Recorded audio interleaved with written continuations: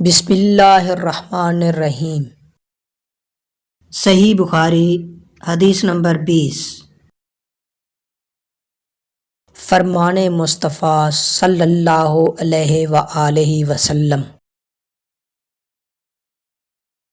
رسول اللہ صلی اللہ علیہ وآلہ وسلم لوگوں کو کسی کام کا حکم دیتے تو وہ ایسے ہی کام ہوتا جس کے کرنے کی لوگوں میں طاقت ہوتی۔ اس پر صحابہ رضی اللہ تعالی عنہم نے عرض کیا کہ یا رسول اللہ صلی اللہ علیہ وآلہ وسلم، ہم لوگ تو آپ جیسے نہیں ہیں، آپ تو معصوم ہیں اور آپ کی اللہ پاک نے اگلی پچھلی سب لغزشیں معاف فرما دی ہیں، اس لیے ہمیں اپنے سے کچھ زیادہ عبادت کرنے کا حکم فرمائیے۔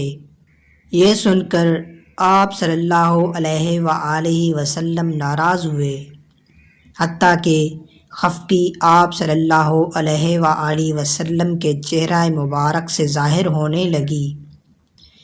پھر فرمایا کہ بے شک میں تم سب سے زیادہ اللہ سے ڈرتا ہوں اور تم سب سے زیادہ اسے جانتا ہوں، بس تم مجھ سے بڑھ کر عبادت نہیں کر سکتے۔